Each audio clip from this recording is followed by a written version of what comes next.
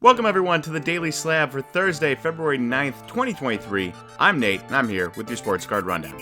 If you like this video, please click the like and the subscribe button. It helps us get this video out to more card collectors like yourselves.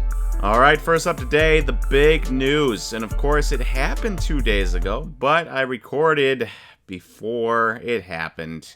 The big news happening on Tuesday night was, of course, LeBron James passing Kareem Abdul-Jabbar for the all-time points record in NBA history, and pretty incredible feat, 38,387 points he needed. He is now sitting at 38,390 points. LeBron, one of a kind. We've talked about him before. I suspect he will probably be the first person to hit 40, and then 41, and then probably 42, and who knows, maybe 45,000 points when it's all said and done if he keeps going. He doesn't look like he's slowing down anytime soon, and if he wants to play with both his sons, I could see him playing into like 42, 43, something like that. And so I expect LeBron to keep adding to his record. A very cool feat for sure, and one that was made even cooler by the fact that while Wilt Chamberlain beat Bob Pettis' record back in 1966 with Philadelphia, with the Sixers, he kept setting his own record as he was playing, and he retired with the Lakers, so the record was set as a Laker. And then Kareem came along, drafted by the Bucks, obviously, won a championship there, and then forced his way out of town to LA, and he sets the record and Kareem owned the record from 66 to 84, and then Kareem comes along and sets the record in 84 as a Laker. And then many years pass, and LeBron comes along in 2023, and what does he do? He sets the record again as a Laker. Very cool to see. I think that 3 straight Lakers. I know, a lot of people don't maybe like the Lakers per se.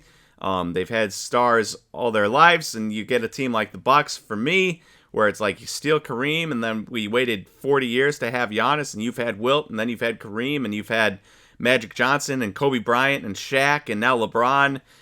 It gets a little old, I suppose, but it is cool to see that it was 3 straight Lakers, years and years apart. And so congratulations to LeBron. Just an amazing feat. And I thought it'd be fun to look at some cards here. And so I took the highest valued card from each guy that's tracked by Card Ladder, and you can kind of see the difference in prices here. So we'll start with Wilt Chamberlain, 1961 Fleer PSA 9. There are 3 PSA 10s of this card. They are not tracked by Card Ladder. I don't know if there's any sales history on them. So you have to assume that the PSA 10 Pop 3 would be significantly higher in price than these PSA 9s. But right now, the PSA 9 Card Ladder value, and you can see this here, of his Fleer 61, $212,000 for the Wilt. That's a healthy price, but it's nowhere near the other guys. And again, the PSA 10 would be significantly more. Kareem, you've got his 1969 Lou Alcindor Topps Rookie PSA 10. You got the long cards there. And this card, Card Ladder value, $1,590,000, and it is a pop of 2. So 1 less than the Wilt Chamberlain. Pretty incredible there. Now, one thing to point out is that these are all just the generic cards, the base card. There wasn't parallels, there wasn't RPAs, there wasn't autos, anything like that back then. So, a $1.5 million deal, that's pretty good. As for LeBron, well, his is his 2003 Ultimate Collection Logo Man auto here. And this is quite expensive. Card Ladder value of $6 million. $6 mil. Of course, it's not his base Topps Chrome Rookie like these would be considered, or Topps Rookie. But it is still absurdly... I wanted to point it out because it's just, A, a super nice card, and B, absurdly expensive. And who knows, now that he has the record, it might even go for higher than $6 million. But congratulations to LeBron James. What a feat. One that we all got to witness. I didn't get to witness it live because I don't have TNT at my house, which is an absolute real bummer. But for those of you that did get to witness it live, what an opportunity, what a chance, and something you can tell your kids about down the line, or your grandkids, or something like that. So congrats, LeBron, breaking Kareem's record for all-time points in the NBA. Secondly, we've got our trender of the day, and our trender is Nikola Jokic. So we had just talked about Nikola Jokic a couple weeks ago. And, we at least put it in the Daily Slab newsletter. I don't know if we talked about it on the Daily Slab video, but we did put it in the Daily Slab newsletter. And if you want to sign up for the Daily Slab newsletter, you can go to SlabStox.com, and it'll be the first thing you see. It gives you a little tidbits of information from the night before, cards that are trending, along with curated links from eBay and PWCC for cards that you might be interested in purchasing. So, that's the newsletter, and we talked about him in there a little bit ago, though I don't know if we talked about him here. But we're talking about him here today because he is doing something that only 3 people have done in the history of, or 2 people have done in the history of NBA. He would be the 3rd.